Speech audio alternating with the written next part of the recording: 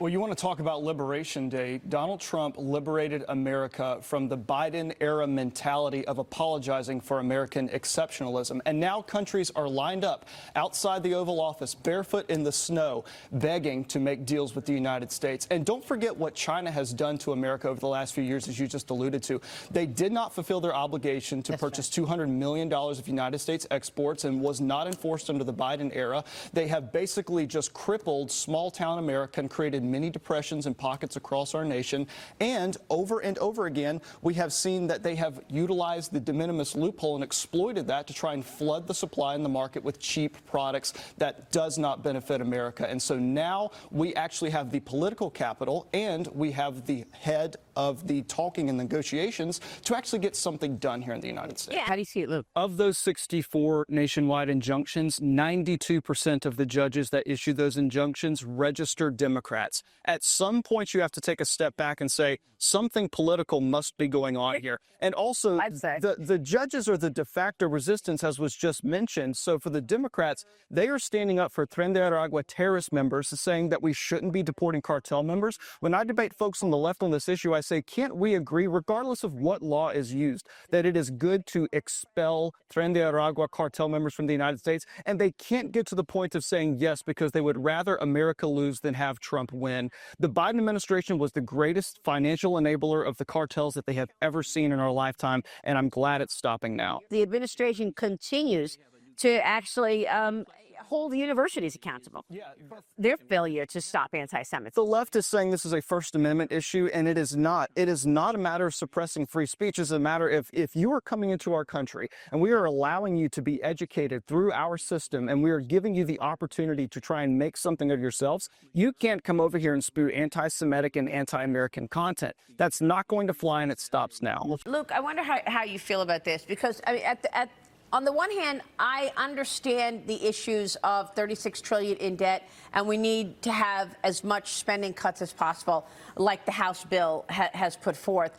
On the other hand, you all have this one shot. The midterms are next year.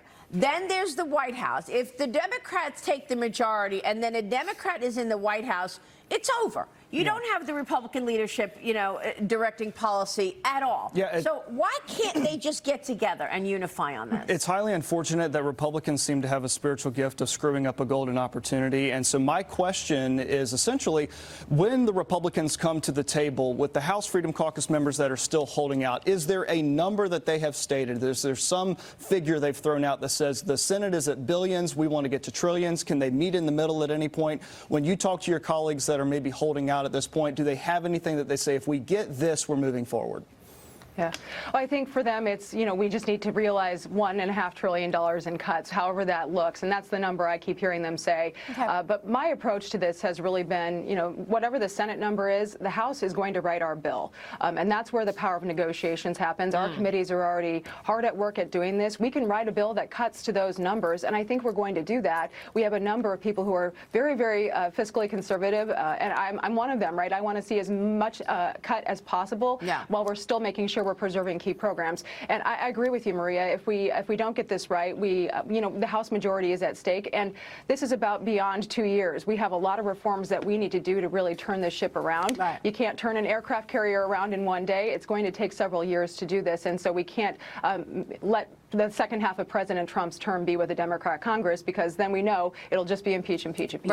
Never underestimate the Democrats' ability to take a 10-day news cycle and make it their 10-month plan, because for the longest time, it was all about the tariffs. It was all about the stock market. And now that it's rebounded, now that that's off the table, they have no more messaging any longer. Well, now that it's is all they insider have. Trading. Now, that's right. It's the new Russia hoax. It's insider trading. Right. We had Russia, and now we have insider trading. Unbelievable. Cheryl, thanks. You bet. All right, let's take a short break and come right back. We got a big hour coming up next. Stay with us. Trump thumped the world on the head, not to reset the American economy, but to reset our relationship with the rest of the world, because we were still under the Biden-era economy, and now we are back on top and we're back on track. The question was asked why it happened. Number one, yes, with China, but also it brought these 70 countries to the table. As I mentioned earlier, it also basically gave a shot across the bow to the rest of the world that we are going and willing to pull the trigger if we need to. So now we are on much better standing. Yeah, I don't know how you make the case that President Trump caved when he's gotten 70 countries to the table to actually lower their tariffs.